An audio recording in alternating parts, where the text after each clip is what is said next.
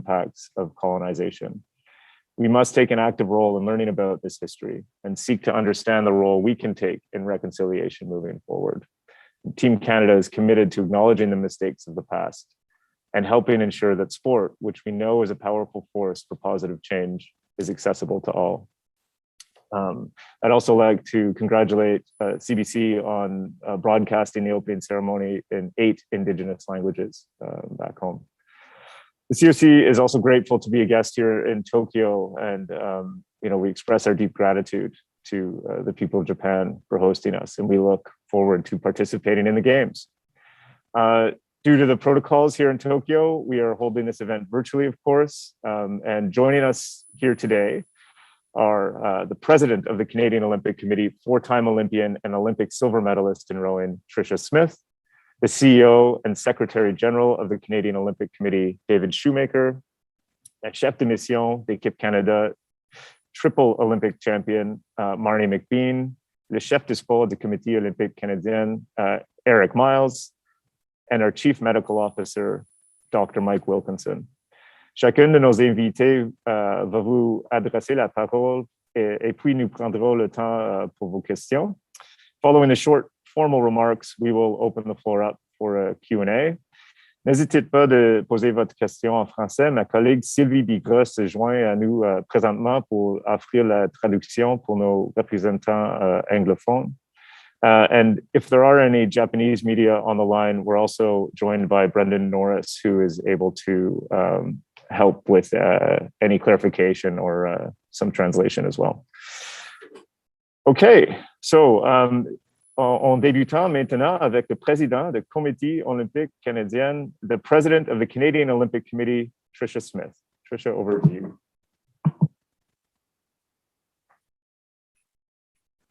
Thank you, and bonjour and welcome everyone. It is so great to be here with you all, finally in Tokyo. Je suis très fière d'être ici avec vous, enfin. I'm sorry we can't all be in the same room here in Tokyo, and some of us are in the same room, but as David said, we're, 9.87 seconds apart in this room. So we decided we would be able to take off our masks. You know, yesterday was the first day that this group on the screen has been together for over 17 months. I have to say it was a bit emotional. I even have to say that everyone looks a bit taller in 3D than I remember them. So it's been great to get together. But what a unique year this has been in so many ways. But step by step, challenge by challenge, our athletes are here. We're here. And Team Canada is ready. What a great first football and softball games. It's going to be an amazing games. So first of all, to our gracious hosts, Tokyo 2020, the government of Japan, the people of Japan, thank you. We have been greeted with warmth and kindness. Our athletes in communities around Japan have had the same experience. The Japanese people we have met have been nothing but welcoming and excited about being part of these games. We all know that organizing an Olympic Games is an enormous task during regular times. When Tokyo 2020 was postponed, there was still a lot of uncertainty on what the journey would look like, what a safe and healthy games would look like.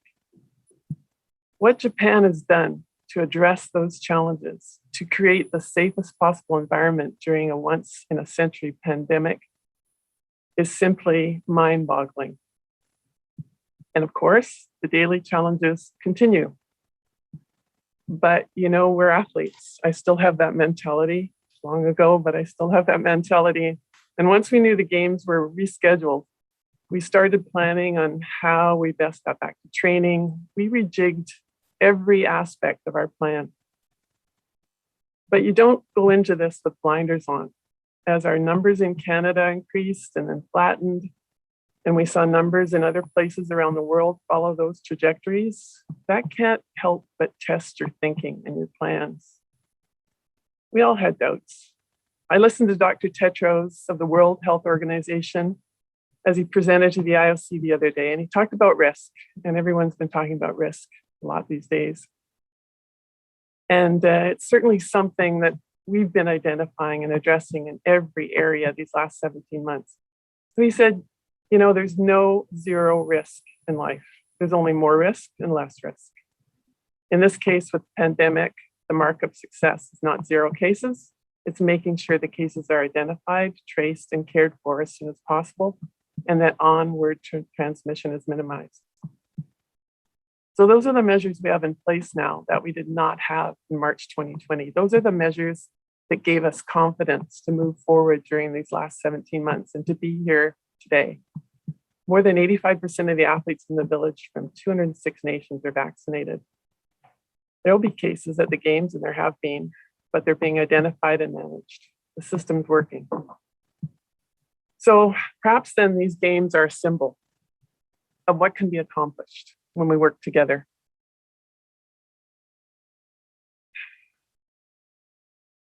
A symbol of hope for the future, hope for what's possible. And what better symbol? The games bring people together like nothing else. The essential people-to-people connections. At its best, a peace movement. And through sport, a celebration of humanity that amazes and uplifts and inspires us. You've heard me speak about this before. I'm a huge fan of the essence of the Olympic Games. And the essence for me is the athletes, the sport, the 2.5 weeks of the best athletes of the world in all Olympic sports, all here at the same time, the same place, connected by sport. And it's great sport. No one's holding back. No one's waiting for the playoffs. It's magic. And that magic, that hope is perhaps needed more now than ever. In a world divided, in a world where people are suffering from lack of connection, there is no risk. There is only more risk and less risk. Managing the risk to bring the world together at these Olympic Games has been done with great care. There are politics around the Games, to be sure. Anything this great, this universal, attracts that. We acknowledge that reality, the risks. We navigate them. We always keep in mind that the strength of the movement, though, the strength of the movement is the world coming together to play, to put aside our differences and celebrate our common humanity together. I have to give credit to this incredible team on the screen that you see, and to all those working behind the scenes at the COC, at the national sport organizations, at Own the Podium, our sport institutes, Sport Canada, the Government of Canada, all of our family, our friends, and our fans. We've never felt more united. We've never felt stronger. We are all Team Canada. I could not be prouder to be a member of this Canadian Olympic family. Over the next 2.5 weeks, we'll watch our athletes as they do their best on the field of play. We'll be inspired, we'll be moved, we will share their highs and their lows. We'll celebrate with them. Bonjour à tous nos athlètes. Merci à vous and thank you. Thank you very much, Tricia. I'm pleased now to welcome the CEO and Secretary General, voici le chef de direction de la COC, David Shoemaker.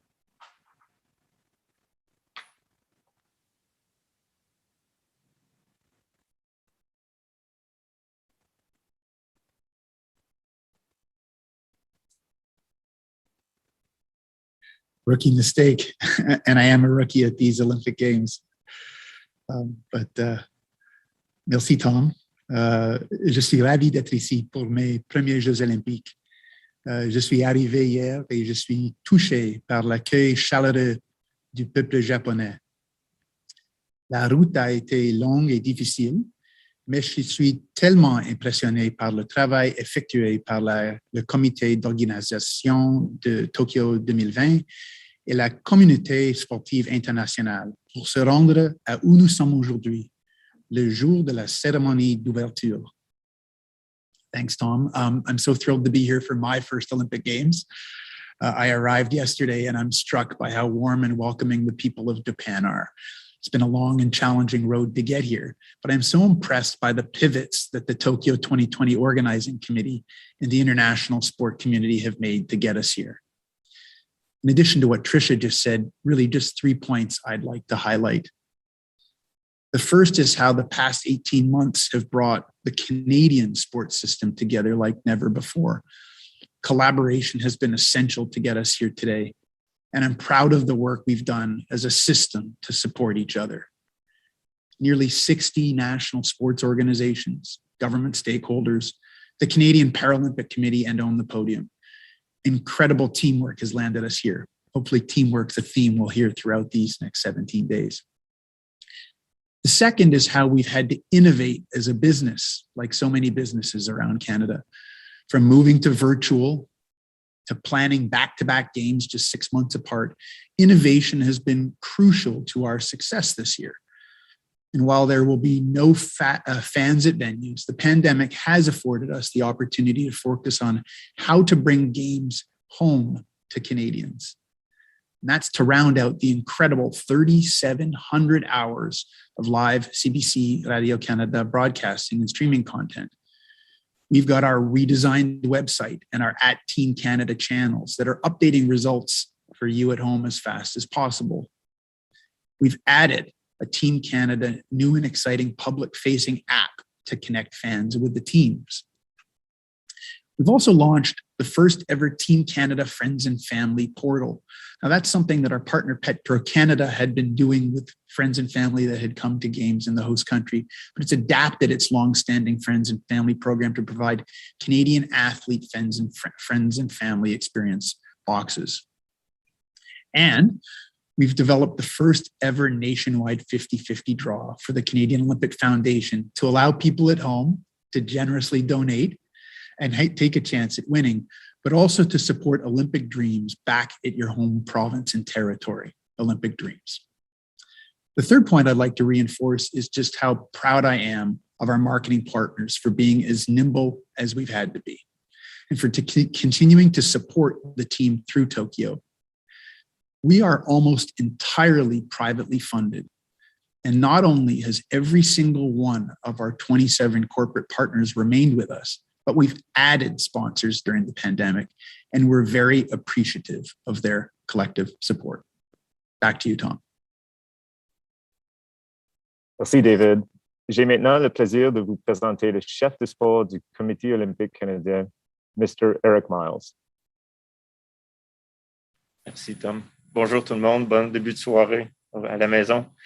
Nous avons réussi à construire une relation de grande confiance à long terme avec le Japon, basée sur le respect et la collaboration.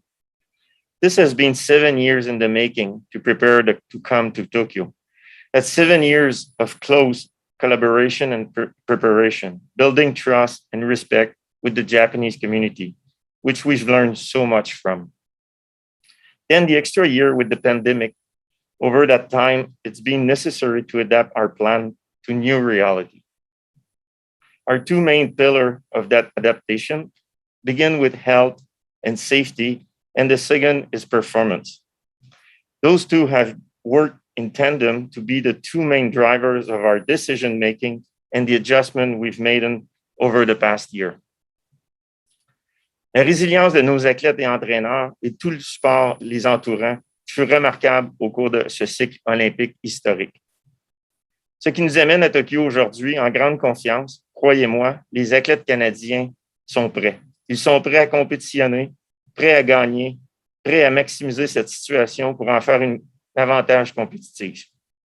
Believe me, the Canadian athletes are ready to compete, ready to win, ready to maximize this situation to make it a competitive advantage for us. Je suis extrêmement fier de cette édition de l'Équipe Canada. Cette édition s'apprête à marquer une page d'histoire. On n'oubliera jamais ces Jeux. Malgré ce chemin sans précédent vers Tokyo, nous arrivons avec une délégation de 370 athlètes, incluant 8 sports d'équipe, ce qui est un sommet depuis les Jeux de Los Angeles en 1984. Nous venons à ces Jeux avec une équipe de soutien réduite, mais dont chaque membre exécute un travail colossal en support à la performance de chaque athlète présent à Tokyo. I can't say enough about the dedication we've seen from all levels of our mission team. En considérant toutes les adaptations que nous avons faites au cours des derniers 18 mois, l'équipe s'est placée en mode solution à chacune des étapes et encore aujourd'hui, Cette approche proactive nous procure une grande confiance en notre plan d'exécution pour ces Jeux. This has been such an incredible journey, not only for Team Canada, but for our fellow nations. To finally be here and seeing competition now underway is very hard to put in words, and it is emotional for us all. There are so many stories of incredible resilience that pave our athletes' road to these games. And as far as what success means to us, you look at it right now. We are all here making this happen, and this is truly all about the athletes. This is their story to write. We help support and get them here, and now this is the fun part. Let's begin the game. Nous voici enfin à Tokyo, et je suis tellement fier et heureux pour tous nos athlètes qui auront enfin la chance de performer, de se dépasser et exprimer leur passion devant les yeux du monde entier. Tokyo 2020 nous marquera pour toujours et nous en sommes des plus reconnaissants. Merci. Merci beaucoup, Eric. Une belle aperçu de ce qui nous attend ici à Tokyo. I'm pleased now to introduce Team Canada's Chief Medical Officer, Dr. Mike Wilkinson. Right, thank you, and thank you for having us on here. I'd just like to reiterate what has been said before and to thank the preparation and the dedication of our Tokyo and Japanese hosts. As the Chief Medical Officer, having been in Japan now for 3 weeks, our Japanese hosts are quickly becoming our Japanese friends. Their preparation and measures that they put in place to protect everyone at the Games and in Japan have been excellent. I'd also like to say that over the last 17 months, we've had the opportunity to do an incredible amount of research, planning, logistical input, and as has been said before, collaboration at all levels, from WHO, the IOC, IPC, CPC, and our partners with the Canadian Sport Institute's Own the Podium, the Sports Medicine Advisory Committee, to put a plan in place that, and I would like to reassure all of those of you back in Canada who have friends, family, loved ones here in Japan competing or supporting the athletes, that the plans we have in place are incredibly robust. And as Tricia said, there is no risk. However, I'm very confident that we have a team in place with protocols that are minimizing that risk as much as possible. And there are a lot of Canadian homegrown protocols and systems in place, including monitoring of air quality, increased sanitation, and other innovations that are a testament to the innovation in Canada to help protect our entire team. I am confident as the Chief Medical Officer that we've done everything we can to keep everyone safe. And I'm really excited and thrilled that right now we can turn our attention to all the issues in the Games and the preparation to enable our athletes to arrive at the starting line on the field of play to start these Games in the best condition possible under the safest conditions, and that they can now focus purely on what we are here for, which is the celebration of sport and doing the best that they can. We have an amazing team behind them, over 70 healthcare practitioners of all aspects from all across Canada to support them that are the world experts in their field. And I thank them for remaining on the team over the last 17 months and committing to being in Tokyo with us. I'm happy to be here. In fact, I can say I'm quite ecstatic to be here and to finally today get to start competition at the venues and get the opening ceremony going so we can enjoy the incredible celebration of sport, life, humanity, and the light of what can be done when a world and a country come together to fight and to mitigate risk for a pandemic. Thank you. Thank you very much, Dr. Mike, and to the entire medical team here in Tokyo and back home who've done just an enormous and incredible job throughout the past year. And finally, she's a 4-time Olympic medalist in rowing, including 3 gold medals. She has been just a dynamo for the past year as our chef de mission. And it is my absolute pleasure to welcome Marnie McBean. Merci, Tom. Bonjour tout le monde. I am so pumped to be here. The Olympic Village is fantastic, and our advanced members of the Canadian team have set up an amazing space for us. I've been doing my daily COVID tests, temperature recording, and just like in Canada, I've been wearing a mask, washing my hands, and keeping some distance from those around me. Even though it's different, trust me, as the athletes are now arriving, the potential energy is building. It feels very Olympic here. I've mentioned many times that this is my 10th Olympic Games. So that means 10 Olympic villages, 10 Olympic vibes, 10 host cities, their volunteer and host populations.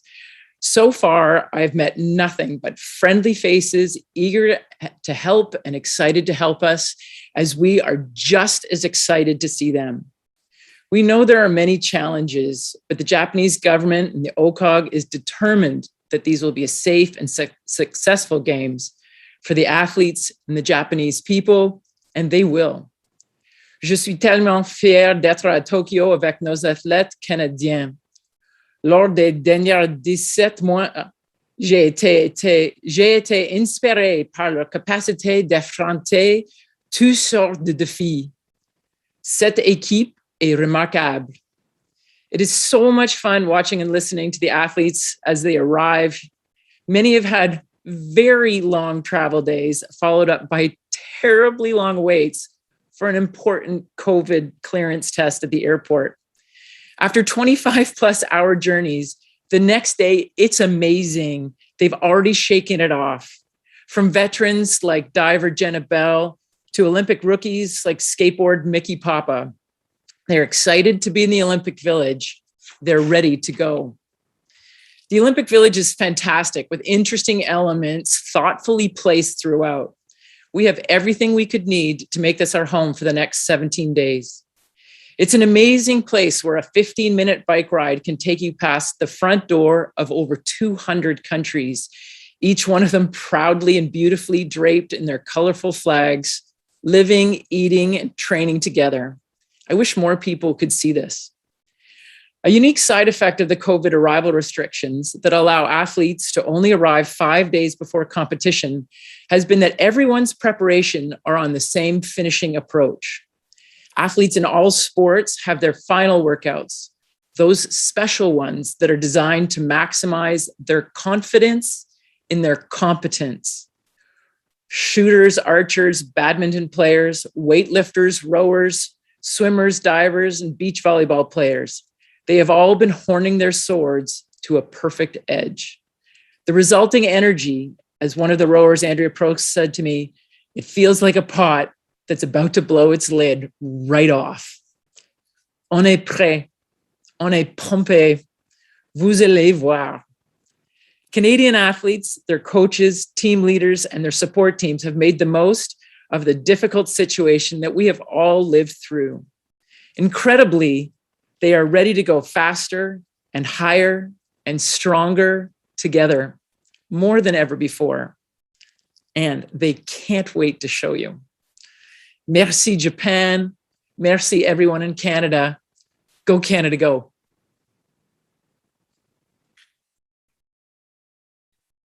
Excellent. Thank you so much, Marnie. And so now we have time, about half an hour, to go through a Q&A. So please just raise your hand in the Q&A function. Josh Sue is here helping me navigate, so we have the list. En attendant la première question, on rappelle d'utiliser la fonction Q&A et d'identifier votre organisme en même temps.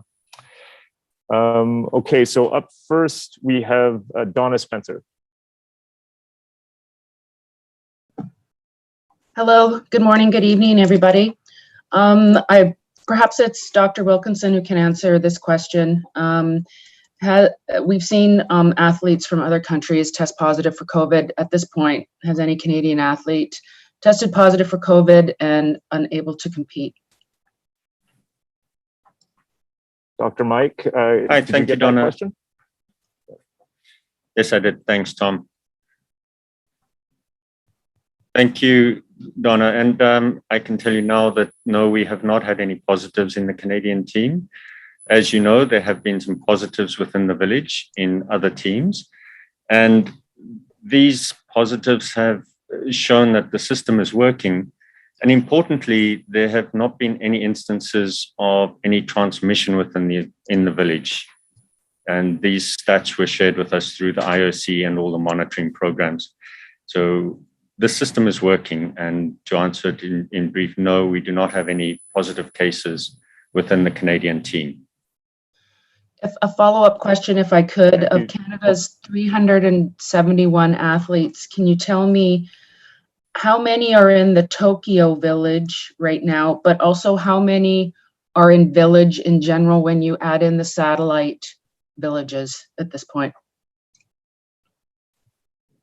That might be an Eric Miles question. Eric? Yeah.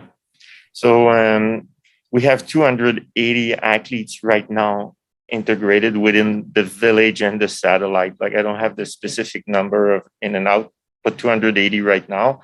And we have other athletes who are in Japan in training camp right now in different prefecture. And these will be coming. The rules is 5 days prior to competition to come in the village. So that keeps the number lower. That's the situation right now. All right. Thank you, Donna. Thanks, Eric and Dr. Mike. Up next is Devin Haru. Good morning to all of you, and nice to see you. This question is for Marnie. Marnie, I'm reflecting on our first interview after you were named chef de mission. You talked about the power of the philosophy of more, infinity plus one. You probably could have never imagined that plus one was going to be another year. But just wondering what your message is to the Canadian athletes. In that interview, you talked about performances, excelling in the field of play. What's your message to Canadian athletes? And as a follow-up, what's your message to Canadian fans who have also endured this pandemic and now want to be inspired by what these athletes do here in Tokyo? Yeah, thanks, Devin. Oh, man. When this all started, I thought this was going to be about talking about the concept of more, which is more that what you can, it's not more that what you can get, it's more what you can do. You can always learn more or be more or try more. And I had to drop that because while it was just clear that Canadian athletes had already embraced it because they were doing more constantly and they're adapting to everything. And I think the message quickly became, instead of this being about the power of more, which underlays it all, is that this is your story. And from the moment we asked Canadian athletes to come home and to stay in their basements and condos and homes and backyards like the rest of Canadians, we were hoping that we would get to this point where we're here at the Olympics. And I know that I've been talking about my Olympic experience for decades, which is funny to say, but they will be talking about this experience for decades. And I wanted to point out to them and remind them that I wanted them to be proud of the story that they were telling. And we can see it as Canadian athletes are arriving here in Japan and into Tokyo. They are faster and stronger than ever before. Their resilience, as I was saying, to overcome bumps in the road that would otherwise have been completely disorienting. They have figured out this story, and their ability to adapt has been incredible. I think the story that they've written already is something that they can be incredibly proud of. And regardless of what happens in the next 17 days, what they're going to be saying 10 years, the story, their oral history of this moment is going to be incredible. And I'm sorry, that sound was a little out So if you want to follow up, I think the second question was, what do we say to friends and family? Devin, if you could clarify that.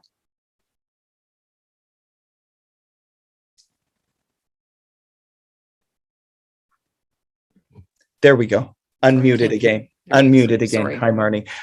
It was a question about what you say to Canadians back home who are watching, who have also endured, who have had concerns about Canada being over here, but obviously want to be watching, cheering, and be inspired by these athletes.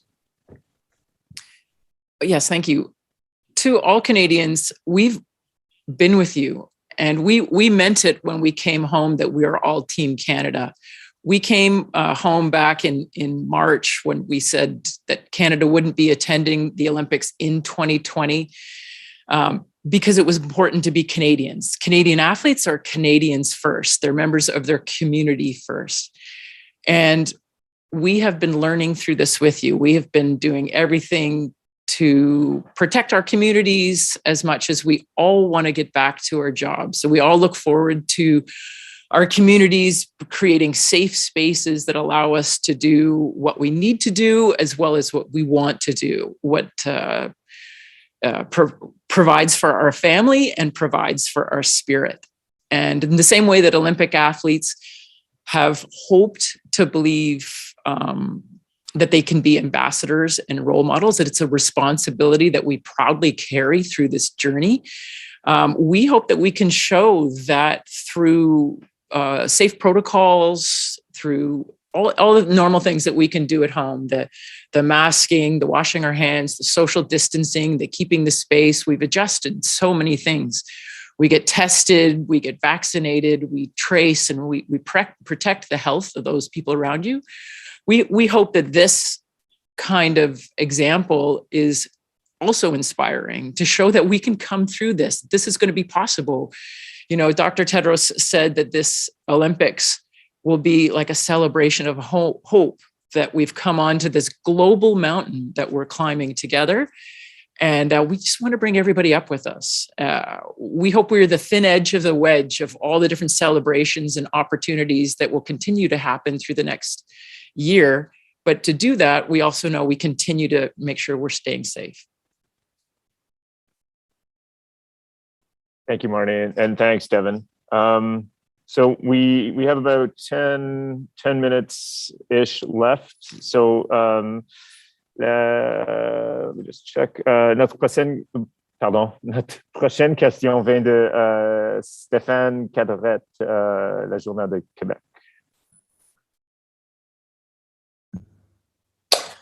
Hi, just wondered if you could confirm how many athletes will be able to take part in the opening ceremony, and how do you manage the disappointment of the athletes that have to be held out of it? Eric, I think that one's for you. Yeah. So, but first of all athletes are allowed to participate to the opening ceremony. Like, it's in every game, not even just this year with the pandemic. It's always an athlete's choice. But what we have to realize, a number will be lower this year, 30 to 40. We're looking for tonight. And the reason of this is different factors. So one of them is any act. I'll take, for example, the men's volleyball team. They're playing tomorrow morning at 9 o'clock. So even we would be no pandemic, for sure they will not be walking.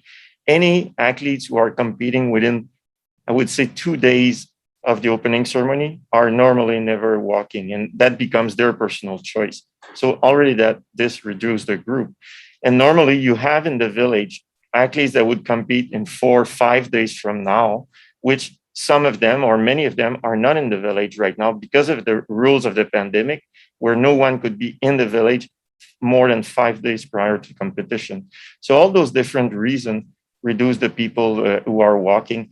We have even the tournament for the Olympic competition have started for some groups. We're thinking of the football team, for example, the softball. So of course, these athletes made the decision not to walk. So these explain the lower number.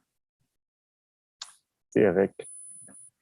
Up next, we have Moses Waldo, please. Hello, all, and thank you for doing this. I do want to make sure I emphasize that because there's a lot of, I guess, an undertaking that all of you have had to go through to make sure that everything is okay, the athletes are safe, as well as yourselves. My question is for Dr. Wilkinson, just in regards to what protocols will be in place and contingency plans if there is a COVID outbreak within the Olympic Village or things do, say, get out of hand. We just saw today, Guinea, they only have 5 athletes, but they've withdrawn their participation. Is there a number, especially with the amount of athletes that Canada has, where you have a plan in place, and if there's an exit strategy, say, X amount of athletes have it? If you can be specific, that'd be great. Thank you. Hi, thanks very much. And I think that speaks to the incredible pre-planning. And as I've said many times before, within the healthcare team, and in fact, the entire Canadian team, we plan for the worst and we hope for the best. So yes, we have contingency plans, and we have gone through tabletops and exercises to look at what do we do if and when we have COVID infections within the Canadian team, and how we manage different outbreaks. And one of the mitigating factors that we have put in place, and it's been throughout this 17 months, is the concept of nodes and training bubbles. So trying to minimize the amount of cross contact within the team and across different sports. We look at each case individually, and one of the things that is key to this is that within the pandemic, all the factors are different for every single case. The only common factor in there is the coronavirus. And even then that changes depending on the variant. So we have a very close look and analysis of what variant is involved, how many people, when infection took place, what the possible contacts are, and then what the living situations were and the type of competition, etc. So we do not have a specific number to say if it's X percent or X number of athletes or staff or support staff that get infected, but I can tell you that we have a very low hurdle and a very low threshold of isolating and trying to contain any outbreak that could possibly occur. Thank you, Dr. Mike. Up next, we have Bruce Arthur, please. Hi, everybody. Thanks for doing this. In terms of COVID protocols, I know the COC staffers are being tested every day when they're not actually required to be tested every day. Is there anything else that Canada is doing above and beyond Tokyo's protocols to keep its athletes and its staff safe? And in terms of kind of personal responsibility and behavior, that's one of the worries of these games, is that people might stray outside those protocols. Have you had to talk to the delegation, and what have you said to the delegation about just kind of personal discipline under what is difficult circumstances? Thank you, Bruce. I think, Dr. Mike, I think that one's to you.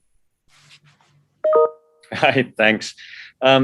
Bruce, yes, we have added significant extra measures in place for the Canadian team.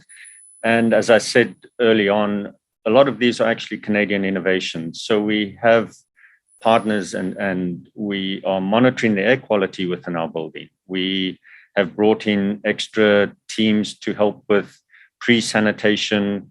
We are monitoring the number of vectors and viruses and bacteria on common things such as the door handles, even the bicycle handlebars for the bikes that are in use in the village. And then sanitizing and using electrostatic foggers to do this. We also have brought in some scientific instruments to actually test not only, and I'd like to emphasize it's not only COVID that we're talking about, but we had these in plan pre-4 to help prevent all infections that we see very commonly in the games. And so we're able to identify them, target them very quickly, and manage them very carefully. As far as the protocols and the disciplines concerned, one of the things that's become very apparent since being in Canada is the protocols we put in place and that have been emphasized through public health and through the Canadian Olympic Committee and myself sounding like a stuck record, if anybody on here remembers what a record is, that we protect ourselves and protect each other through the basic public health measures. And that's the masking, the social distancing, the regular hand washing, the breathing and cough etiquette. And the team has been incredibly disciplined and understands that this is not only to protect themselves and their Olympic dreams, but to protect all of those around us and our families and loved ones and our community when we come home. Thank you, Dr. Mike. And I believe, Eric, you might have something to add to this. No, it's all good. Dr. Mike, make it complete. Thank you. OK, parfait. Prochaine question vient de Marc Durand, s'il vous plaît.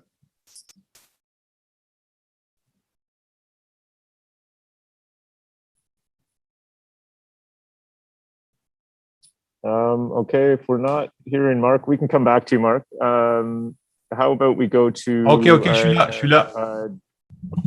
OK. Désolé. La question était pour Eric. Alors, c'est mon erreur. Alors, Eric, j'ai pas lu nulle part les prédictions de médailles du COC. Je lis différents sites qui parlent d'une vingtaine jusqu'à même 31 médailles, ce qui serait exceptionnel. Alors, je veux savoir un peu quelles sont vos prédictions et en termes de médailles. Et puis aussi, en sous-question, pourquoi, de toute façon, ça risque d'être encore l'histoire des femmes au Canada. Plus de 75% des médailles canadiennes proviennent des femmes habituellement au grand jeu. Et puis, est-ce que c'est parce qu'on gère mieux le sport au féminin au Canada qu'ailleurs ou c'est une faiblesse de nos garçons? Alors, voilà l'ensemble de ma question, Éric. Merci, Marc. Mais écoute, pour ce qui est des médailles, effectivement, on n'a pas fait de prédiction précise. C'est une année extrêmement difficile. C'est jamais simple de prédire le nombre de médailles. Puis, je dirais davantage encore cette année avec les compétitions qui n'ont pas eu lieu dans la dernière année. Et on voulait vraiment s'assurer d'un focus maximal pour l'équipe. Et on l'a expliqué, je pense, dans chacune des interventions, autant Marnie, moi et les autres, de revenir vraiment sur le chemin parcouru. Les athlètes, vraiment les amener à leur meilleure compétition possible. Et on est vraiment confiants. Si on regarde les résultats à Rio, près de 22 médailles, tu mentionnais tantôt sur différents sites, on peut en 18 et près de 30 médailles, ce qui serait évidemment exceptionnel. Si on répète les performances de Rio, ou même on les dépasse, honnêtement, ça va être exceptionnel. Mais c'est pas un but précis qu'on avait placé pour cette année. Avec tout ce qu'on avait fait, honnêtement, d'être rendu ici, de voir les athlètes, de voir, il faut être dans le village pour voir leurs yeux, leur parler, malgré des attentes à l'aéroport de 10-12 heures pour certains. Puis dès le lendemain, ils sont là. Hey, on est juste content d'être ici. Et nos athlètes sont vraiment prêts. On a vu des performances extraordinaires malgré le manque de compétition. D'ailleurs, ce qui va peut-être nourrir certaines recherches avec le temps, je vous dirais, sur le volume de compétition versus la préparation. Fait qu'on s'attend vraiment à des compétitions vraiment bonnes et vraiment avec des performances. Et oui, il y aura des médailles et on est impatient de voir les premières arriver, mais de voir chacun vraiment performer à son maximum, je vous dirais, c'est notre plus grand souhait cette année et les conditions sont parfaites pour ça. On a un bon plan et nos athlètes sont prêts. Le deuxième volet de la question concernant les femmes, on est vraiment contents. L'équipe canadienne, c'est plus de 65% de la délégation, c'est des athlètes féminins. Elles ont performé de façon extraordinaire à Rio et on s'attend encore à des bonnes performances de leur part. On a aussi des athlètes masculins qui s'apprêtent avec des performances. On peut penser à Damien Warner, André Degrasse et plusieurs. Il y a des histoires dans chacun des sports. Alors oui, on est très fiers de cette place-là des femmes dans le sport et de leur performance. Mais on a une équipe complète puis pour laquelle on est extrêmement fiers. Excellent. Merci, Eric, et merci, Marc. Thank you, everyone. We're going to wrap now. If anyone has any further questions that weren't addressed, please you can write to me quickly. You all have my contact info. And we'll do our best to accommodate. And thanks to everyone for making time this morning. And we look forward to working with you throughout the games.